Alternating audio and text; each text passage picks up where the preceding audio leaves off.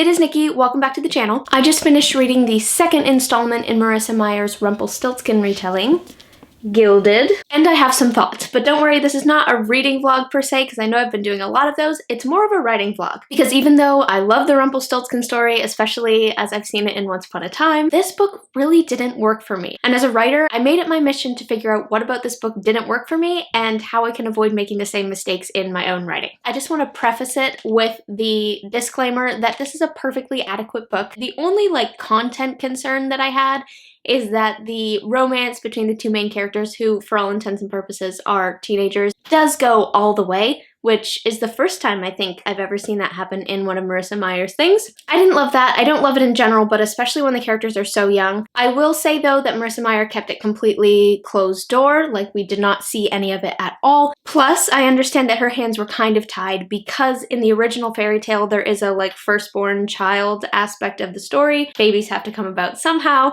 so I understand that it's sort of just baked into the myth. There were just some mechanical things, some aspects of the structure in the story that I think contributed to making it a less than engaging read for me. Number one problem, it's maybe not the biggest, but it's the one that stood out the most as I was reading it recently. The main character really doesn't seem to have a driving goal. It felt like for the most part she gets swept along by the things happening to her that she has no control over, and maybe a little bit of her own curiosity. That is probably her strongest driving internal force for a good chunk of the book. About halfway through, and it's a beefy book, so that's, I don't know, maybe 250 pages in, she starts to have a little bit more of a focused desire to find a person that she's lost in her life. But even that, she didn't really go after it very hard, and so you're left feeling like she doesn't really want anything too badly, so why should we? It was just a really good study for me in what happens when you have a character who doesn't have that strong central desire. The plot is about monsters and ghosts and lots of interesting stuff. The romance is sweet. All the things are there, but when you don't have that strong desire in your character, there's nothing to be invested in because your character isn't super invested. That was a good man in the mirror moment for me because I know that I've done that in my own stuff. I have a protagonist who is placed in an intricate world where plot is happening around him all the time. He has a really strong personality. It's not like I don't know who he is. I can still go back to that story and realize that that is the key problem with it, that my main character doesn't want a specific thing badly enough to drive the story. It feels like he's just being swept along. So that was lesson number one. The number two thing that I noticed in this book was a structural issue. Most of the key things in this book happen at the full moon, which means that interesting stuff in the book basically only happens every 30 days. So you're left with long chunks of what felt to me like filler. Here is how she spent the next 30 or so days waiting for the next full moon, where things will go down. I think that's a tricky structure, framework to base your story around. It's not super conducive to keeping the reader engaged. Maybe in the original myth, things only do happen every full moon, and so she was trying to stay true to that, which is totally fine. Maybe you're writing a similar fairy tale and that's the case.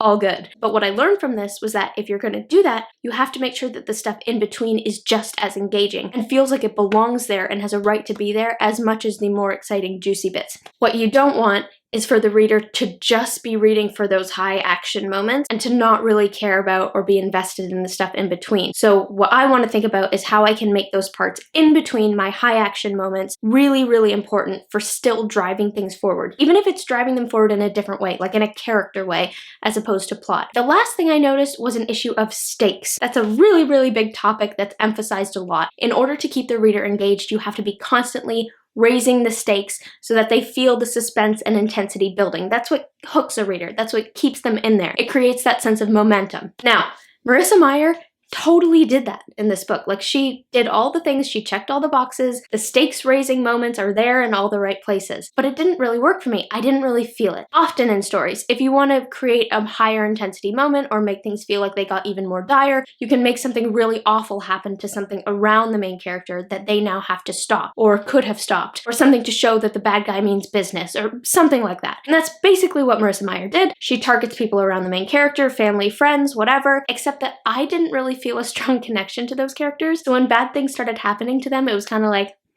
meh.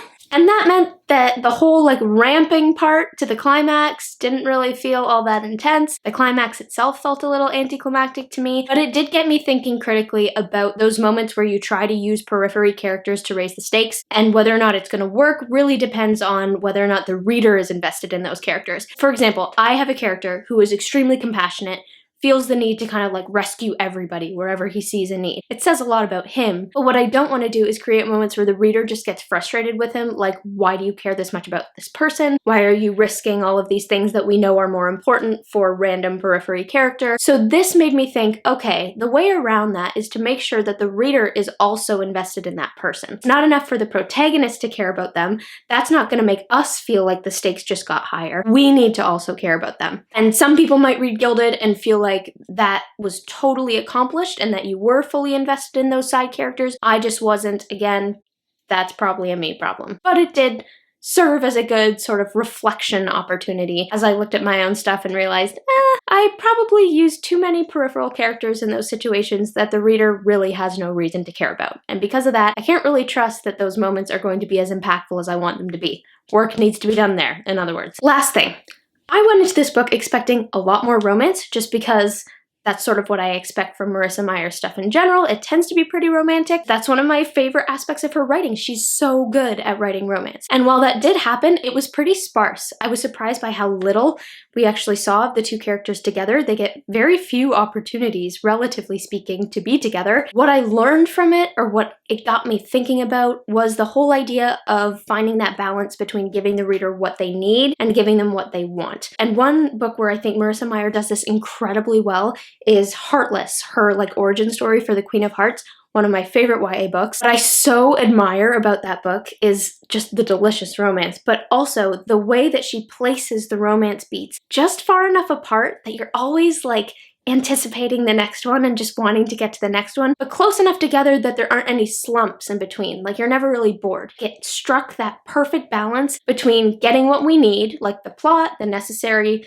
details, the necessary side stuff in order for the story to keep working, but also giving us what we wanted most, those beautiful moments between the two main characters, the two love interest characters. I missed that a little bit in Gilded, but it was helpful to be able to compare those two books and see, okay, I can see why this one was effective to me and this one maybe didn't feel as effective. All in all though, the romance between those two, those few moments that you do get, are very, very romantic. I don't want to give anything away, but there is a moment where a very intimate hug is shared, which I just found so refreshing and so sweet and beautiful. Like, I think we need more romantic hugs. It doesn't always have to be kissing. And in this particular context of this story, it made perfect sense why that was needed more than anything else, and I just thought she did it so well. So once again, Marissa Meyer knocks my socks off with her ability to just create these beautiful romantic moments that are so sweet and just stay in your mind forever. So those are the key things that this book kind of got me thinking about, the key things that I want to work on in my own stuff, making sure that the character has a strong desire, making sure that I pace things properly so that readers aren't just like looking for the high action parts, and finally making sure that I'm raising the stakes effectively by making sure that the reader is invested in the same things that my protagonist is invested in.